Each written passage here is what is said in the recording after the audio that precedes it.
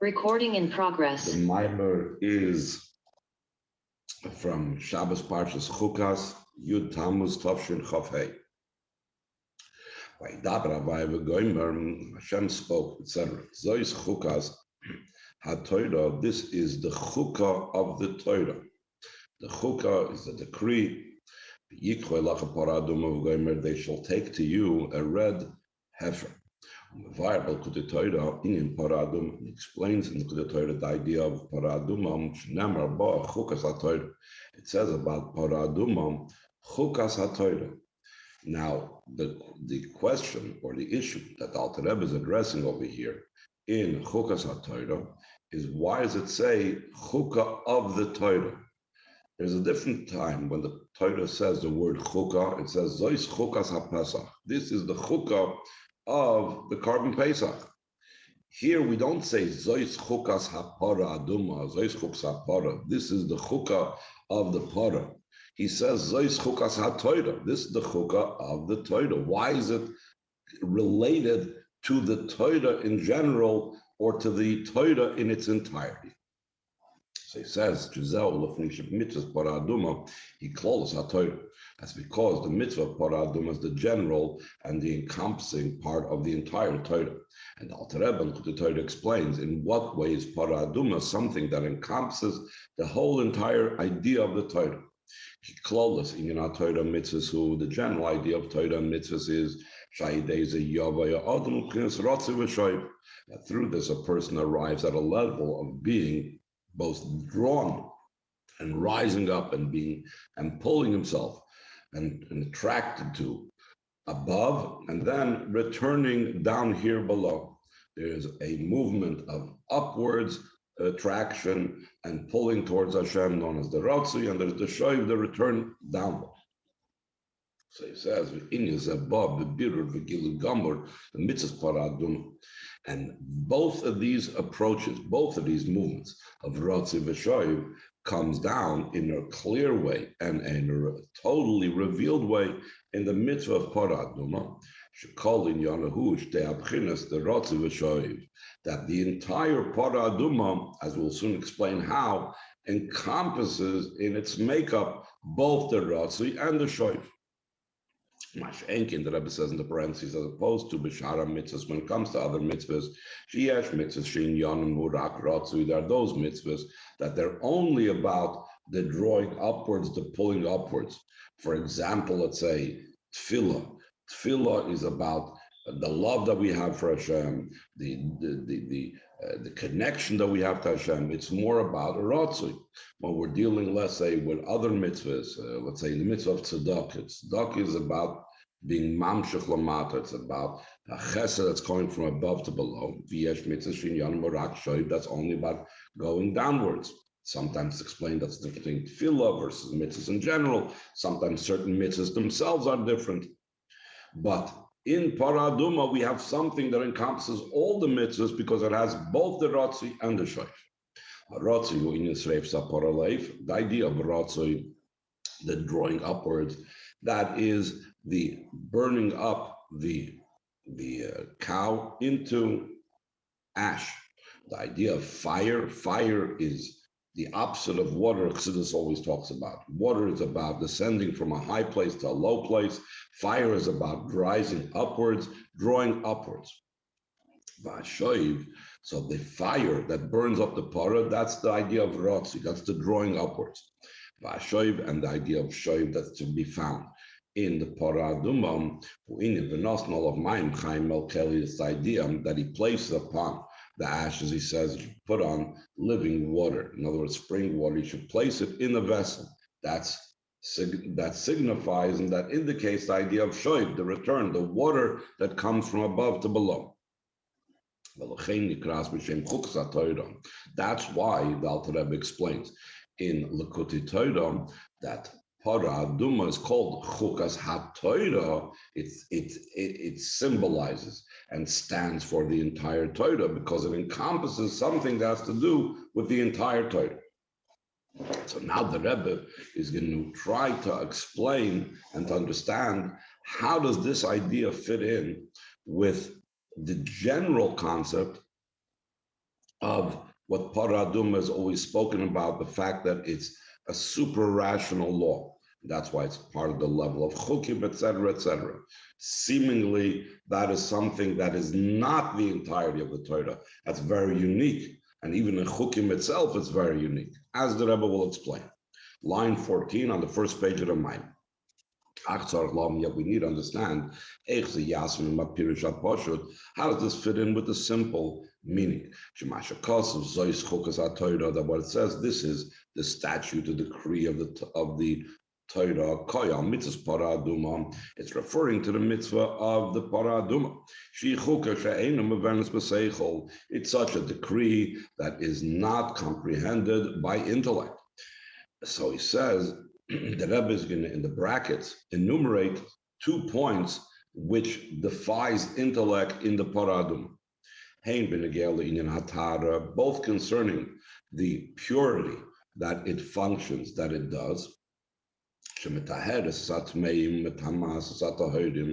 That one of the illogical things about paraduma is that at the same time that it purifies those that are tummy, because we use it to sprinkle the water of the paraduma upon someone that was in contact with a dead body, and through that process of the paraduma, the person that was previously tummy, impure, he becomes now ritually tahor, pure.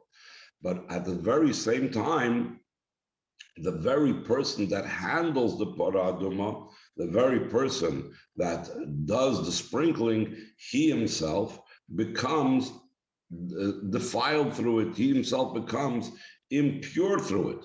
So therefore, this is something that is illogical. That is paraduma something that imparts purity, or does it impart impurity? Does it impart tara? It imparts tumah. It seems to impart tara on someone that's tamei and imparts tumah on someone that's tahor, which doesn't really seem to make sense. It says further, that is one thing that's illogical about the paraduma. And also another aspect of it, line 19, also concerning the making, the preparation of the paraduma. It needs to be prepared outside of the 3 camps. In the Midbar, there was Machne, Kahuna, Machne Levia, Machne Yisrael.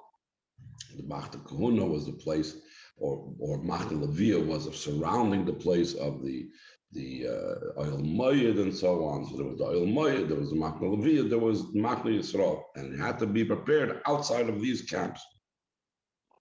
This is the opposite of all other sacrifices, that all the other sacrifices had to be brought inside of the Mishkan, inside of the Beis HaMikdash, and so on. So here we have something that seems to be similar to a sacrifice, and yet it's brought outside of the location of the sacrifices. So that's again something that's illogical. And then the Rebbe goes on to say, line 21, Rashi explains,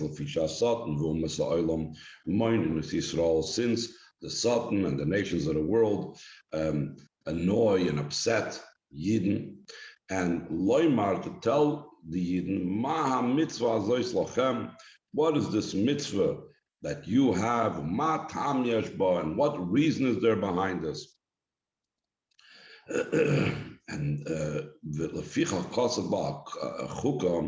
therefore, the Torah says about the paraduma, it used the expression chukah. What's the idea of chukah? It's a decree from before me. You have no permission to think about it, to like start figuring out, meaning, why is this so, and why should I be doing this, and so on. And now we know there are different mitzvahs that fall into the category of chuk. In general, we say that mitzvahs are divided into 2 types of mitzvahs. The logical, rational mitzvahs that are mishpatim, like civil laws. Then there's the super rational mitzvahs like chukim. Sometimes we'll divide it into 3 things. There's also edus, testimonial mitzvahs that attest to certain events that occurred, like Pesach, that attests to Yetzias Mitzrayim. That's like rational. Also, the section of mitzvahs. But amongst the irrational or super rational mitzvahs, there is it's a whole category of mitzvahs. But amongst the super rational mitzvahs, chukah of paraduma is the super rational one. So he says, chalukah paraduma mikol shara chukim, that paraduma is distinct and different than all other super rational mitzvahs. Even those mitzvahs that are super rational, they in general do fall into the category of something that is understood. Ella, but sheyesh aleim kushis. There are different questions when it comes to other mitzvahs that are super rational. So in general, there is components that make sense, and then there's parts that defy explanation. As opposed to the paraduma law and decree that it has no room in intellect whatsoever, similar to what we said before, either the paraduma is something that purifies a person or it's something that contaminates him. How could it be doing both simultaneously? And that's how far we say that paraduma defies rational understanding. Therefore, Shlomo Melch said, I'll call Elam Adati concerning all of these, the entire Torah, I was able to understand and comprehend and figure it out. The parsha of Paraduma, I investigated, I asked, I searched. I said, I will be wise. I will try to understand it, and still it's distant from me. And this was Shlomo HaMelech, the wisest person of all. Only to Moshe Rabbeinu does it say, to you, I will reveal the reason of the Paraduma. I'm not going to get into if this is a logical reason or not a logical reason, but part of it is also that Hashem had to reveal it to him. In other words, it wasn't something that Moshe Rabbeinu with his intellect could reach over there. And then he relates what the Medrash says. Because you could use a Medrash like it's brought down in Medrash. I'll call davar v'davar shahaya kadosh baruch hu omer l'Moshe on every single matter that Hashem told Moshe. Haya omer loy to masay v'tarasay. He told him the aspects and the components of it that is tumah, that is impure. And then he said, what is the way to solve this problem? How do you get out of this state of spiritual impurity? How do you reach the level of tar? Once you reach the portion of speak to the kohenim, of Parshas Emor, it speaks over there about the din of tumas mes, about how a kohen is not supposed to become defiled by a dead body, and what happens when he becomes in contact with a dead body, and so on. So Moshe Rabbeinu told Hashem, Rebbeinu Shalom, Master of the universe, if the kohenim did become tamei, how did they become tahir? How did they become purified? So lo yeshivit davar. Hashem did not respond to Moshe Rabbeinu and did not give him a reason, did not give him an explanation, tell him what's the solution. If they did become tamei, what happens? In Parshas Emor, it doesn't say that. At that time, Moshe Rabbeinu's face changed colors, either because he was upset that it's impossible for them to become tahir, or because he felt that maybe he was not worthy of hearing the answer to this question.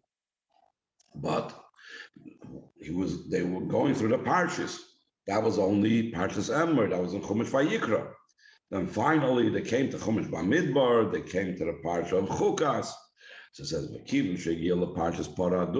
they came to the parsha of Paraduma of this week's parsha, so Hashem told Moshe Rabbeinu, Zohi Tarasan. Here, what we're learning in Parshas Chukas, That is the answer to your question that you asked in Parshas Emor. How will they become purified? Here in Parshas Chukat, you see how they'll become purified. They'll take for the impure person from the ashes, from the earth of the burnt chatos, etc. So then Moshe Rabbeinu found it, despite the fact that Hashem told him this is the way to do it, Moshe Rabbeinu found it puzzling. Amar Lefonov. So he told the Eibishter, the Boine Shloim, master of the universe, V'chitara, is this called a Tara? You're taking an animal, you're killing the animal, you're burning it up, and this is the way how you make the person tired. In other words, Moshe Rabbeinu did not grasp and did not appreciate the reasoning over here. Why would the burning of the Para Aduma affect a Tara on the person that became Tameh?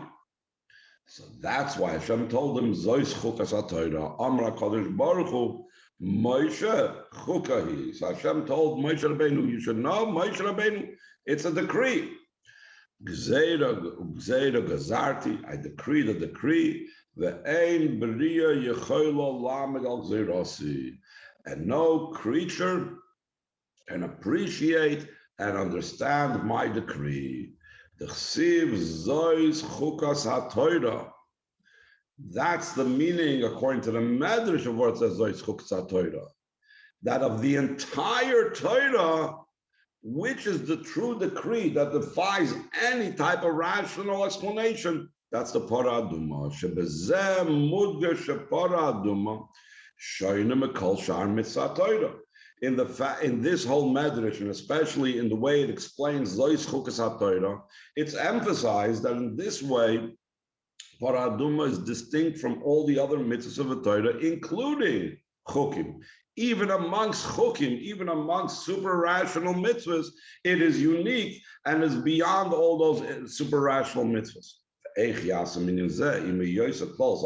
How does this fit in with being the general idea of the Torah? In other words, how does this explanation that we explained now fit in what Alter Rebbe says, that the Para Aduma is something that it corresponds and contains in it the entire Torah, since all Torah mitzvahs is about Ratzi v'Shoiv, and Para Aduma encapsulates in it both the Ratzi and the Shoiv. Therefore, the Para Aduma is about the entire Torah. Here, according to this explanation, it's not inclusive, it's exclusive. The Para Aduma is something so distinct and so different that compared to the whole entire Torah, this is considered a chayk. This is considered super rational. No other mitzvah of the Torah is as super rational as the mitzvah of Para Aduma. As the Rebbe always says, when there's multiple pirushim on one word or one phrase in the Torah, etc., one pasuk, they must all be interconnected. Seemingly, these two explanations, the way it comes out from the Medrash, the way it comes out from the Alter Rebbe and Kutei Torah, seem to be mutually exclusive. They're going totally opposite directions. Any questions before we go on to Ois Beis?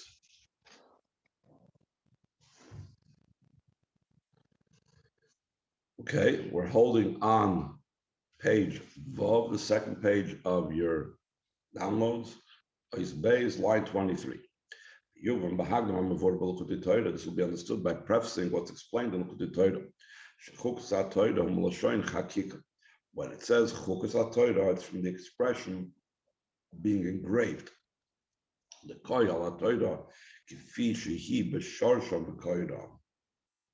Torah being engraved is talking about the Torah, the way it's in its root, the way it's in its source, before it comes down here. Its oneness and its unity with Hashem itself is in a way that's completely engraved. Over there in the source, it's in the letters of engraving.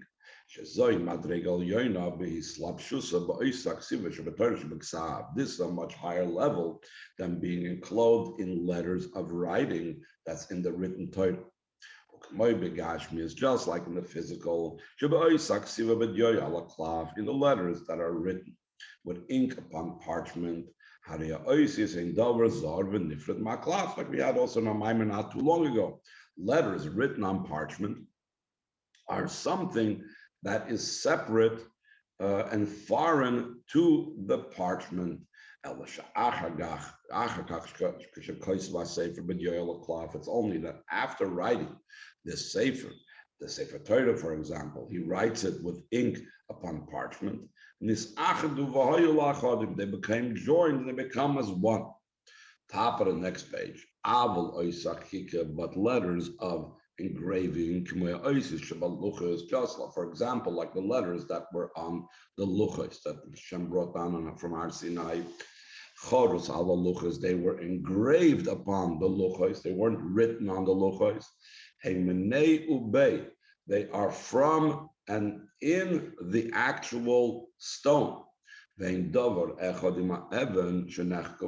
are one with the stone in which they are engraved in.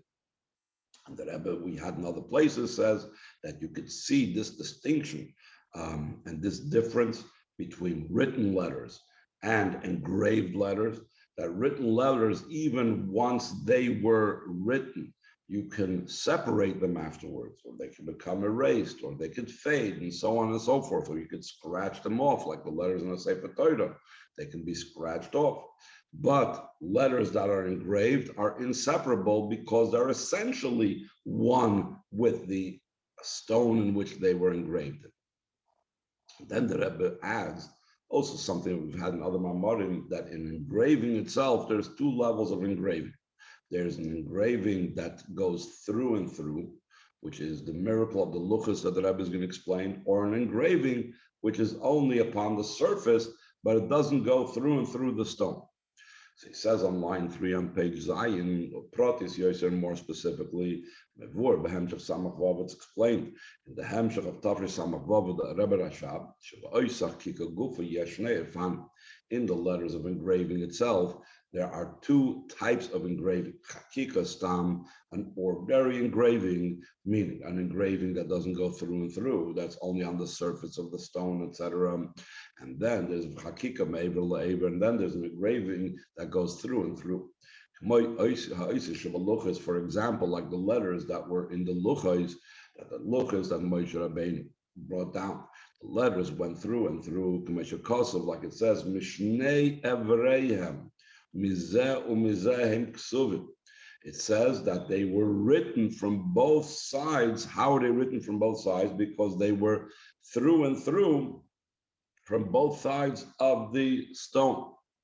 Like the Chazal say,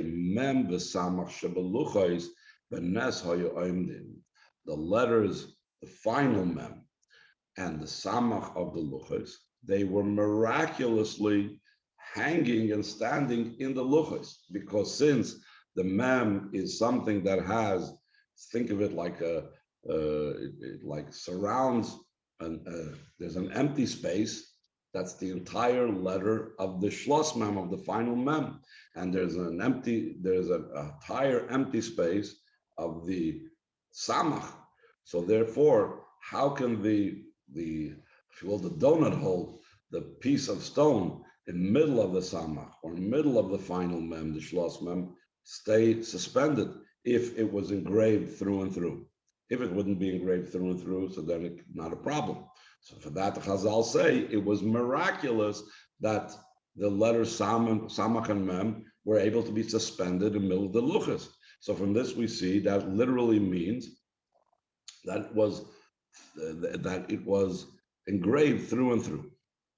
So what does this spiritually indicate concerning the unity between the difference if something's only a surface engraving or it's engraved through and through? So he says on line 9, the difference between them, the general idea of engraved letters, when they're only on the surface, when they don't go through and through, though the engraved letters are from and in the stone itself, like we mentioned before, and not like the letters that are written letters, that are something additional to the parchment upon which the letters were written. ומכסים ומסתירים לגמרי על הקלף שנמצא תחתיו. Another aspect of how you see that the written letters, that ink on parchment, are two separate things, because the ink on parchment is something that covers the parchment. It hides the parchment. It conceals the parchment. So if it would be part of the parchment, you would have to see the parchment. So therefore, when you're talking about engraved letters allow you to see the stone. At this very same time that you're seeing the letters, you're seeing the stone.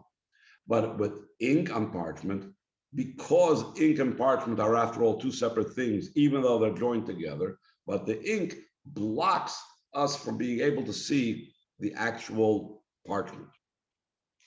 So even though the engraved letters are completely one and allows us to see the stone, so he goes on line 14, Mikal Makim still and all.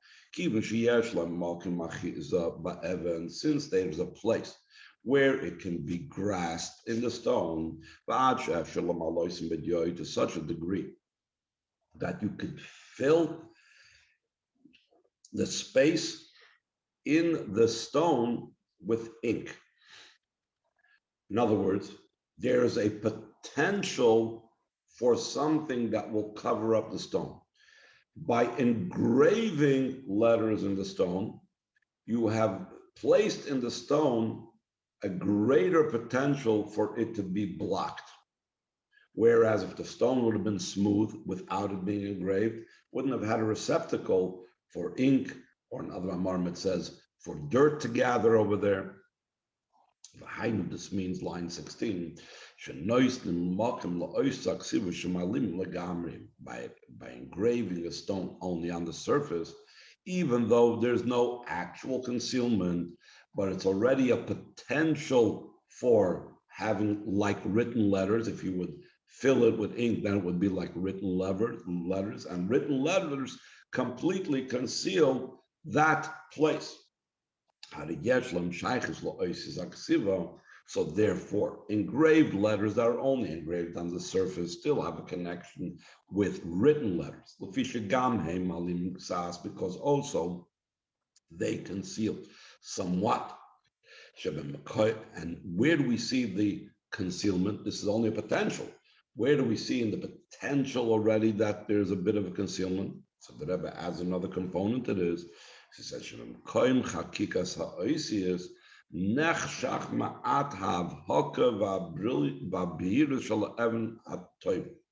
when you engrave letters on a precious stone, let's say on a diamond or some other very brilliant stone, so the area of the engraving, that area becomes less brilliant, less bright, less sparkling. So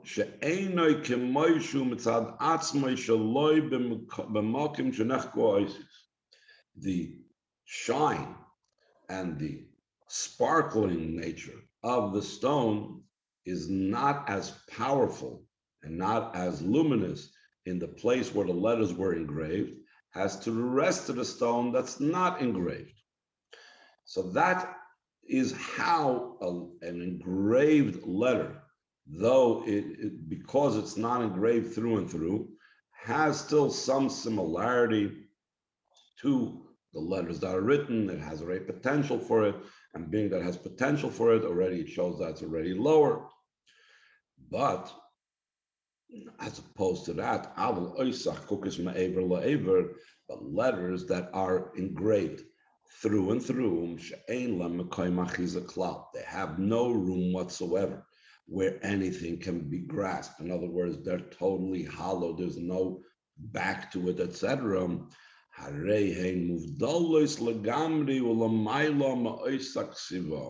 They are completely separated and completely beyond the letters of writing, because like we said, all these issues that we said before don't apply by letters that have been engraved through and through. If a letter has been engraved through and through, it's impossible for it to gather any ink in it to eventually block it. Letters that have been engraved through and through are not going to affect the luminous, brilliant, sparkling nature of it, because there's no like dark area, it doesn't catch the light, etc. So therefore, the letters that are engraved through and through are higher and more refined and more bright and more united than letters that are only engraved on the surface. And tomorrow, in the next part of Maimer, he's going to explain the different levels in the worlds and the spheres that these three levels apply. What the spiritual level above is the written letters, what the spiritual level above is engraved letters that are engraved only on the surface, and what level is considered engraved through and through. Any questions?